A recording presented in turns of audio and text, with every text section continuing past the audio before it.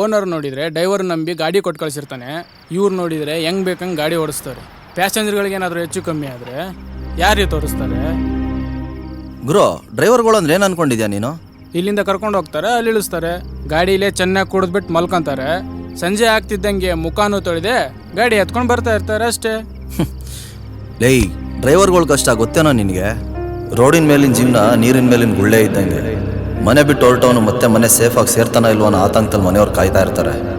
ಆದರೆ ಡ್ರೈವರ್ಗಳಿಗೆ ಅವ್ರ ಸೇಫ್ಟಿಗಿಂತ ಪ್ಯಾಸೆಂಜರ್ ಸೇಫ್ಟಿನೇ ತುಂಬ ಮುಖ್ಯ ಆಗಿರುತ್ತೆ. ಹೋಗೋದು 10 ನಿಮಿಷ ಲೇಟ್ ಆದರೂ ಪ್ಯಾಸೆಂಜರ್ಗಳು 10 ಮಾತಾಡ್ತಾರೆ. ಅವ್ರಿಗೆ ಅರಿವೇ ಇರಲ್ಲ ನಮ್ಮನ್ನ ಸೇಫಾಗಿ ತಲುಪಿಸೋನೆ ಅವ್ನಿಗೊಂದು ಥ್ಯಾಂಕ್ಸ್ ಹೇಳಬೇಕು ಅಂತ.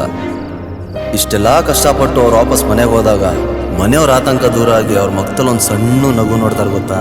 ಅವ್ರು ಪಟ್ಟಿರೋ ಅಷ್ಟು ಕಷ್ಟನೂ ಮರ್ತೋಗ್ಬಿಡ್ತಾರೆ. ಇನ್ನು ಮುಂದೆ ಡ್ರೈವರ್ಗಳ ಬಗ್ಗೆ ಅಷ್ಟು ಉಗುರವಾಗಿ ಮಾತಾಡೋಕೆ ಹೋಗ್ಬೇಡ ಬ್ರದರ್. ಸರಿ, ತಪ್ಪಾಯ್ತು. ಬೈ.